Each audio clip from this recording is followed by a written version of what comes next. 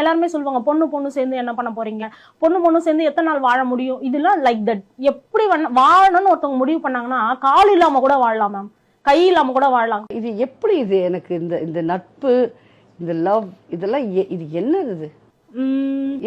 எனக்கு உண்மையிலேயே புரியல. நான் ஸ்ட்ரெயிட். என்னால இன்னொரு கேர்ள் என்ன அப்படி லவ்வா பார்த்தா கூட எனக்கு ஐயோ அம்மா என்ன பாக்குற அப்படின்னு கண்டுபிடிச்சிருவீங்க. என்னால ஏத்துக்க முடியாது. நம்மளை பார்த்தா ஆம்பளைங்க தான் சைட் அடிக்கணும், நம்மளும் ஆம்பளைங்க தான் சைட் அடிப்போம்.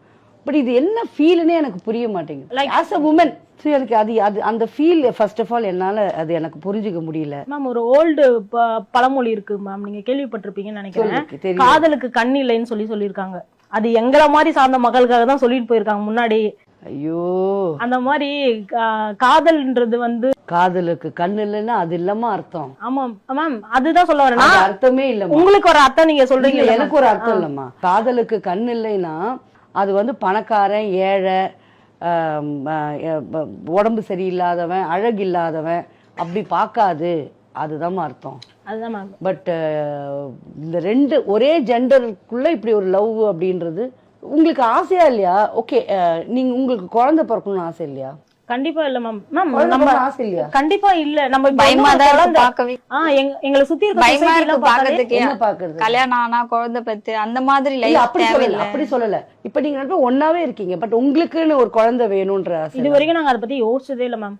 ஆனா நாங்க கண்டிப்பா அனாதையா இருக்க நிறைய குழந்தைங்க மேம். எவ்வளவு குழந்தைங்க எந்த வழியில பிறந்து தெரியாது, குப்பையில இருக்குது, சாக்கடையில போட்டு போயிறாங்க. எவ்வளவு குழந்தைங்க அந்த மாதிரி ஆசிரமத்துல இருக்காங்க.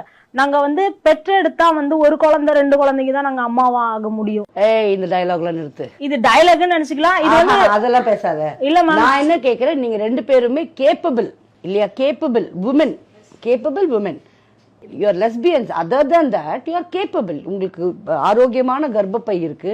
எத்தனையோ பேருக்கு இல்லாம அந்த மரமும் இந்த மரமும் எத்தனை டாக்டர்கிட்ட போயிட்டு இருக்காங்க.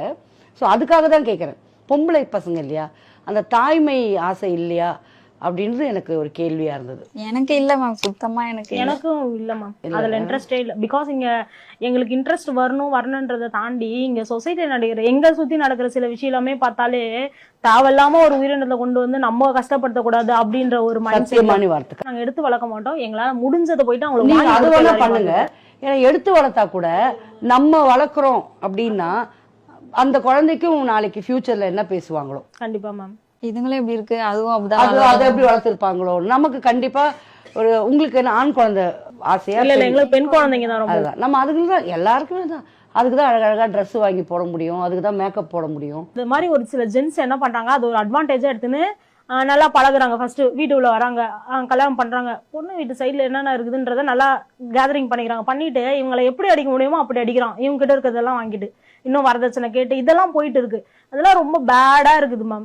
அந்த விஷயத்தையும் தாண்டி லைக் உங்களுக்குன்னு ஒரு பொண்ணு வராங்களா, அவங்களையும் நல்லா பாத்துக்கணும்.